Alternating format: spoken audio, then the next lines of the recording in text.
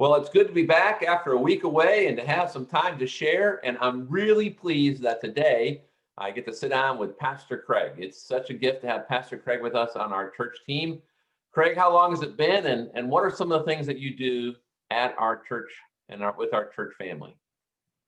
Sure. Yeah, I can't believe that it has now been 4 complete years. Wow. So Aaron and I moved down from Atlanta in summer of 2016, Yeah. and have a couple extra family members Mhm. at this point. But yeah, starting fifth year, Life's a little fifth year different here. now with those additions. That's a little bit Yeah, different than it was. slightly, Yeah. slightly different. Yeah.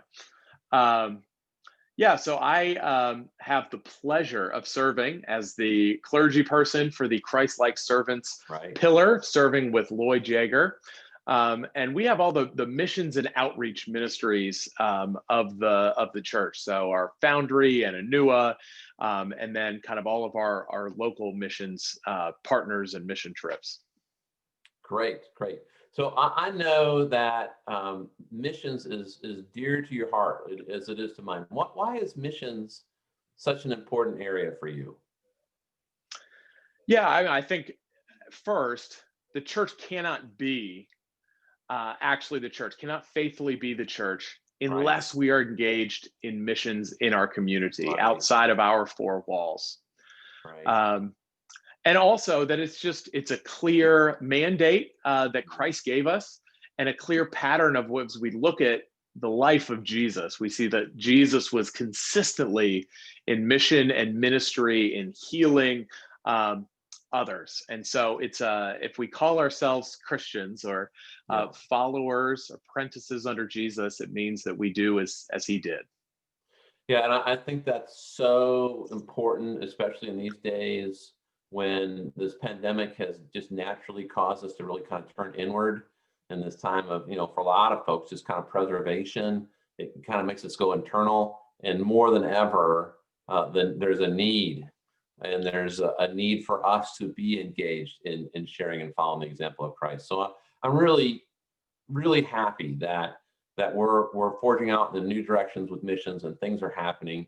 Can you tell me a little bit about some of the things that are happening in the missions area with our church right now? Sure. Yeah, I'll start with our Keystone Ministries. Hmm. So Enua is our Keystone International Ministry, and Right. despite Kenya, they had similar disruption and had to alter how they do things over there. But Lauren Berlin, our staff on this side, and the whole Kenya staff, they're doing a phenomenal job with the youth, who many of whom finished the first stage of their training and are beginning kind of the second phase of job training and evaluating kind of what kind of business they would like to start or work in vocationally. It kind of blows my mind. I mean, having seen the ministry up front and the challenges these young adults have to overcome, and starting with no resource, and sustaining their way and their loved ones out of poverty, that even in addition a pandemic, that they are able to move forward, that several hundred young adults are moving into this time of growth and development. Just I'm so excited to be a part of that ministry. So Keystone Ministry, that's a focus ministry overseas. We have a Keystone Ministry within the United States, within our community. Yeah, so Foundry, as we come alongside and provide some mentoring support for young adults who've aged out of the foster care system. And so obviously, many of them have been impacted in their work, in their jobs. And so that's been certainly a challenge this season. We look forward to hopefully gathering in person in November, as we've kind of shifted everything online in this season. But I've been really encouraged by our mentors and some of the graduate students we have from Stetson, who are helping to provide some kind of mental health counseling support for our mentees. Has just been a huge blessing. Yeah, I think about another example of just tremendous need. The population aging out of the foster care system. You're starting without so many of the resources and support structure that we take for granted, and now now, even in this time, how much harder it is. And so how important it would be to be involved in this ministry right now. Yeah, absolutely. I mean, if you look at any either neglected or impoverished kind of area, and you see educational outcomes or vocational outcomes that are bad, those numbers are even worse for those Mm, who've aged out of the foster care system. So this is a particularly vulnerable economically, educationally group that really wants better for themselves, right, than they have experienced, and really have just demonstrated a real commitment to bettering self, and just need a little support and guidance for how to navigate that. right, right. Now, I know that we have several other ministries that we participate in, that we have sent volunteers to, or we support financially. What are some of those other ministry areas beyond our Keystone, our focus ministries at the church?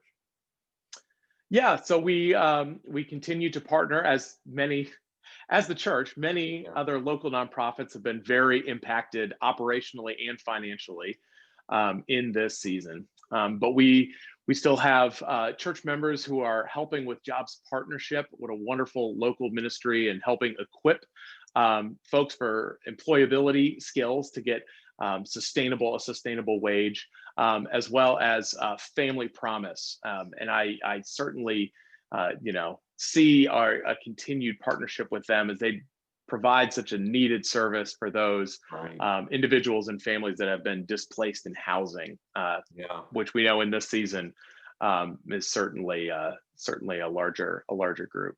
Well, Orlando was already a tough market for housing. Affordable housing is a tremendous issue for cities, and Orlando is certainly in the thick of that issue. And so I can imagine the need is great.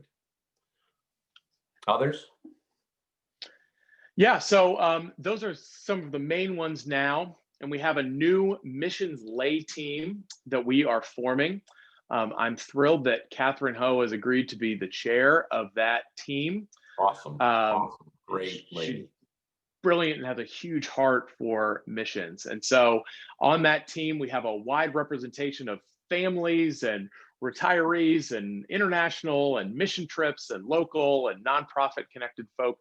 Um, and so we are going to first establish kind of what are our key guiding principles Mhm. as a church. What do we feel as a church that we are called to? What is God calling us to in service in our community? So, as you establish those key guiding principles, could you unpack that a little bit for me?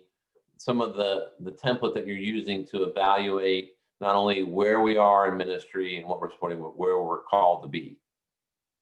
Absolutely. And yeah, so well said, David. These will also be kind of the measuring sticks to evaluate Definitely. all of the partnerships that we have had, any future partnerships or nonprofits in the area that would maybe great to partner with that we haven't Right. thought of partnering before. And so the first one that we'll have, and the team will kind of hone these, sand these, and ratify them. But the first would be that our aim is discipleship. That Right. as we serve, that God has called us to do good in the world, to help serve those, particularly those that are often overlooked. But God also uses our service to do a change or a work in our hearts. Hmm. And so service is as much of a need for us and the work that God would do in us as anything that we would have to offer.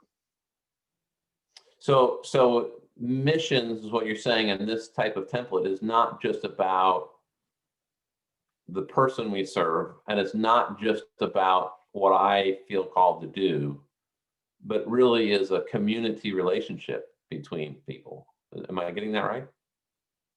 Yeah, absolutely. And it really is. It is really one of those thin spaces that the Holy Spirit Ah, can really work to wow. transform our hearts and to form us into whom God has called us to be. Yeah. This is a little bit um, different focus than perhaps or a different emphasis than perhaps, let's say, years ago when I was growing up in the church. They didn't talk about missions this way. This is kind of a different paradigm. Yeah, we pull a lot of the principles. These are not original. Right. Many are from the book When Helping Hurts, which is really the best kind of book on Christian service and how we ought, as followers of Christ, to serve faithfully in ways that don't ultimately hurt or damage those who we're seeking to help. And so one of those is that we're looking for a relationship, that it's not Yeah. just a kind of drop-in thing, but that we look Right. for opportunities to build relationships with those who we're serving, so that that transforming work can be done, that we have as much to learn as anything that we would have to offer. So it's really sounds like as you're evaluating missions and where we serve, it's not just about where I want to go and what I want to do, and I drop in and I do some things and I feel really good about it, and then I leave, or I feel like this is what I should do. But if I'm in relationship, that's an ongoing piece. And if I'm in relationship, then I'm really working to listen to what that person needs most, as opposed to what I most want to give. Or am I getting that wrong? No, absolutely. Um, Relationship, right, as we know, in families or friends or at work, can be a little messier, can take a little longer, Yeah. but it is through relationship that we can experience transformation. And I think ultimately that's what God is really seeking to enact: transformation in our hearts and transformation in our communities. And that transformation can only really happen across the medium of Mhm. relationship. So I'm really excited about having this template. Our church is such a giving church, and we have so many uh, resources and so many gracious, generous people that I know that with all that we do, we can do even more. We have stuff we haven't even talked about today. You know, we do apportionments where we send hundreds of thousands of dollars to support ministries. We support ministries like the Florida Methodist Children's Home with people on their board and volunteers and money.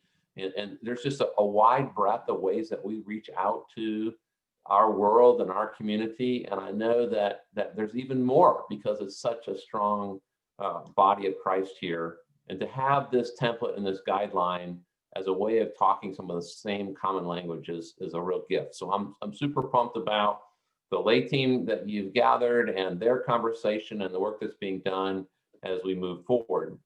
I also really like that description of missions as a thin place, you know, that thin space, you know, that I would go and participate in this as a way to experience the presence of God even more.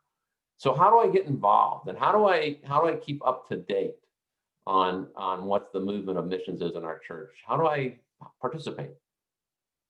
Sure. And I want to take a brief stop on something else that we have going on now too. And thank you to those who have generously given to our Mhm. COVID relief fund. Oh yes, Um, yeah.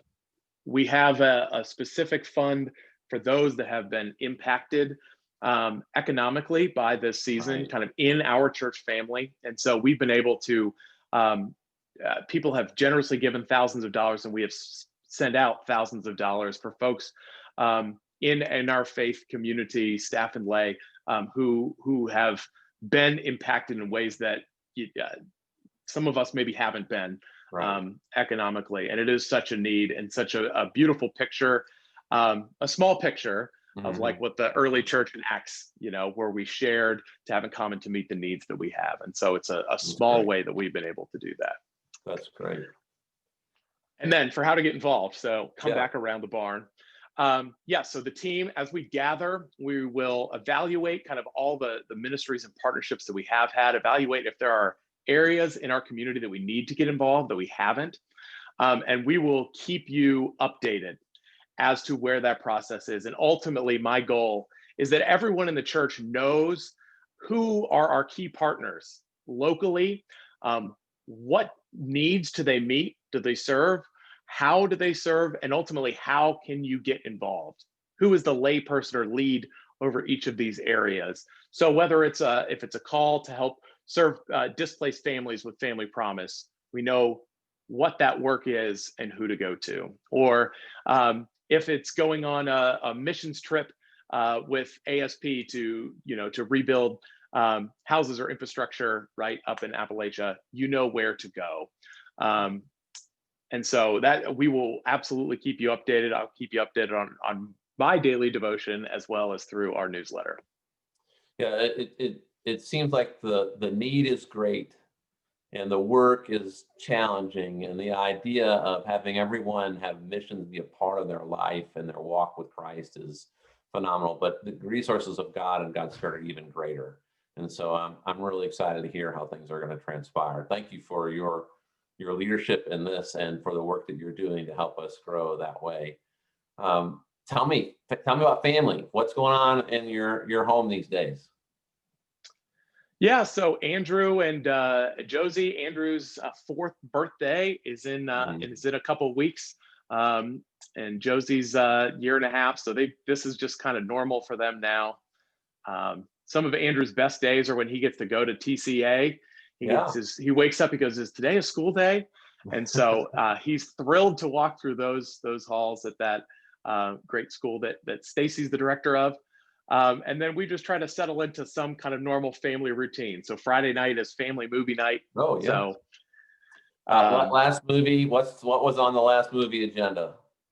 Yeah, so last Friday we did Ratatouille, which is one of Dad's favorite choices. So had the projector and sat under the stars, did some s'mores for family movie night. Nice. So that's I'll been be there Friday. Sounds good. Yeah, that sounds come awesome. on over. Now, last rumor I heard that perhaps that you might be a Gator. Is that absolutely true? That would be totally true. Well, I will keep you in my prayers for that. I'm sorry.